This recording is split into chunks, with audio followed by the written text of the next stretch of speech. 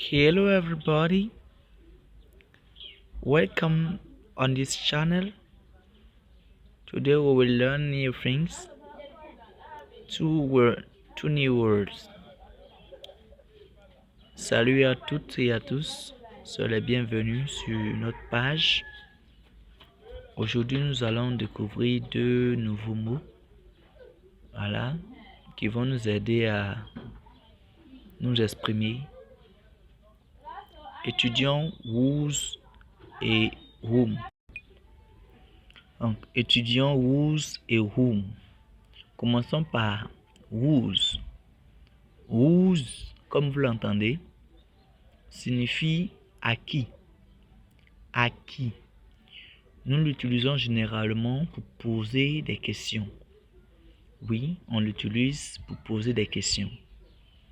Et ça signifie en français à qui. En anglais, ça donne whose. La règle est que nous utilisons whose plus le nom de l'objet dont nous voulons peut-être savoir l'identité ou l'usage. Ensuite, l'auxiliaire et le complément au bout de la phrase. Donc, voyons des exemples. Examples. Exemple 1. Whose dog is this? Whose dog is this?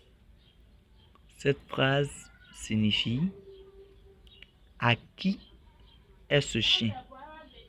Autrement dit, ça veut dire aussi à qui appartient ce chien. J'ai donné un exemple de réponse. It is my dog. It is my dog. Pour dire c'est mon chien. Ou il est à moi. Exemple 2. Whose cars are there? Whose cars are there? À qui sont ces voitures-là? À qui sont ces voitures-là? Exemple de réponse, j'ai dit they are for the chairperson. Elles sont pour le président. They are for the chairperson. Président, on peut dire chairman, on peut dire chairperson, ou on peut dire president. Ce qui est connu ou ce que d'autres connaissent seulement. Voilà, il y a des synonymes. Nous continuons l'exemple 3.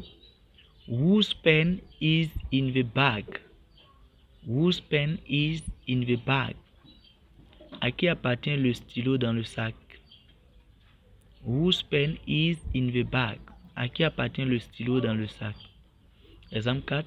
Whose bicycle do you ride every day? Whose bicycle do you ride every day? À qui est le vélo que tu montes tous les jours? À qui est le vélo que tu montes tous les jours? Exemple 5. Whose money is this? Whose money is this? À qui appartient cet argent? À qui appartient cet argent? Exemple 6. Whose friend is Conan? Whose friend is Conan? Conan est l'ami à qui? Conan est l'ami à qui? À qui Conan est ami? Vous voyez un peu. Exemple 7. Whose book did you read? Whose book did you read? À qui appartient le livre que tu as lu? À qui appartient le livre que tu as lu? Whose book did you read? Comme je l'ai dit, whose est utilisé pour des questions. Après whose, voyons whom.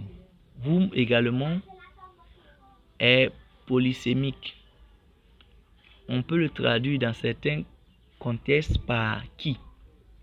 On peut aussi le traduire par de qui. Ou on peut le traduire aussi par à qui. Ça dépend de son emploi. Alors, ça ne doit pas être un obstacle à votre compréhension. Il faut simplement connaître ces 3 définitions et ainsi vous allez voir que vous pourrez comprendre son sens dans la phrase où il sera employé. Exemple 8. Whom have you seen? Whom have you seen? Qui avez-vous vu?